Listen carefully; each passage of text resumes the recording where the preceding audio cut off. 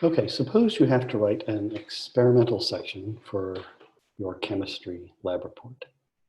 What sort of things might you put in there? What might that look like? So we're going to start by supposing you did an experiment that went like this. And this is based on a simple introduction to weighing and filtration that you would have done in Chem 201 near the beginning of the course. So you were learning how to use the balance that day. So you took a sample of the balance, you put on a weighing paper and tared the balance and measured out your sample and poured the sample into an Erlenmeyer or conical flask, all right? And at the time that might have seemed like a lot of different steps, but probably at this point it seems pretty straightforward because you've done it a number of times. So in your experimental section, when you're describing the steps of your experiment, what would that look like? It basically boiled down to one sentence: an unknown sample. How much of it? 150 milligrams. Quantities are usually put in parentheses after we mention what it is we're working with. Was loaded into a conical flask, or a conical flask was charged with an unknown sample, parentheses, 150 milligrams. So there are a couple of issues with this type of writing that you might have seen before in scientific writing. And your English teacher does not like it. Okay, so don't show your English teacher, they'll just get upset. But this is something called passive voice.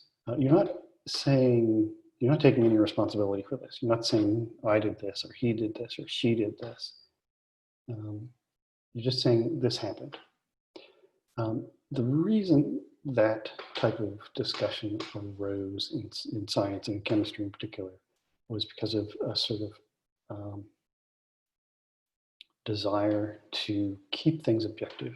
We don't care who did this, but this was done, and this was the result. Right? So we're leaving the observer out of the picture altogether. So that's why it's written in this very particular way.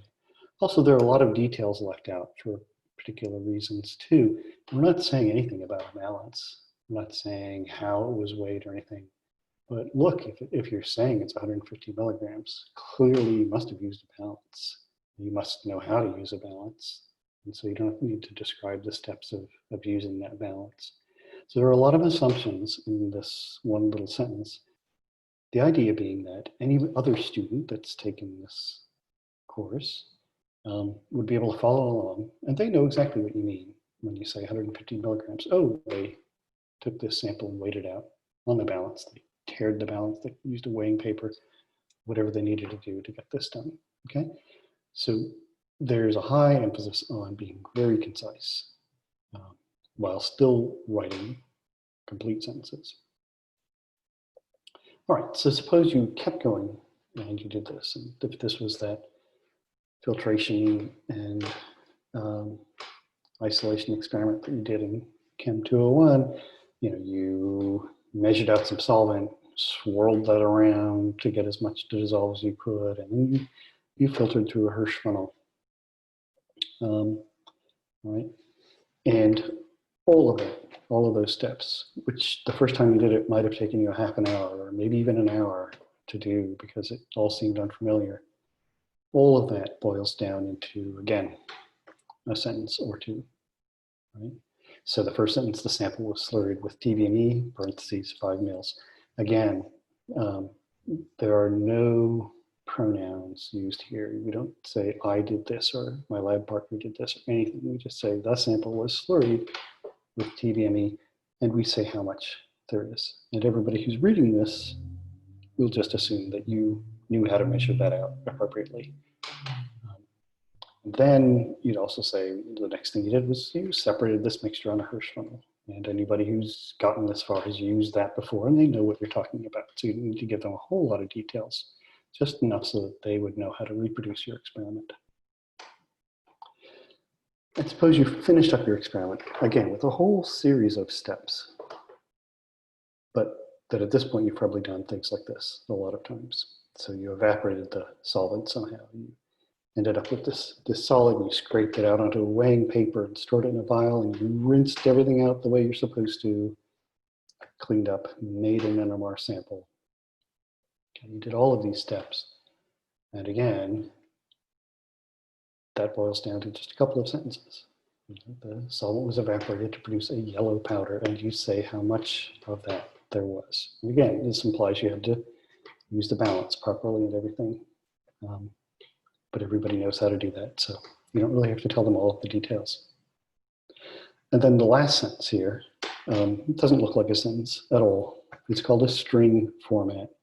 This is, you're presenting your data in a very concise way. You're just listing out, for instance, this is for an NMR spectrum. You're listing out what kind of NMR spectroscopy was it? What sort of solvent did you use? Where did the peaks show up? What was their multiplicity? What was their integration? So all of the data is laid out just in a sort of a sentence form very concisely so that people can look at that and evaluate how they think your experiment worked out. So when we take all of that and put it together, we had something that took you maybe 3 hours to do, and it looks like this. Okay, so very simple sentences, very concise. The sentences are complete. They contain, you're not dropping out articles like the or an ah. That doesn't make it more concise if you start dropping out these parts of speech. But you're keeping your description to a minimum and making sure you're conveying enough information, however, so that some other student will be able to reproduce what you did exactly. And then you're conveying the data in a very abbreviated form, but still trying to convey all of the important parts. So that's an experimental section as it appears in a typical chemistry lab report if you're asked for an experimental section.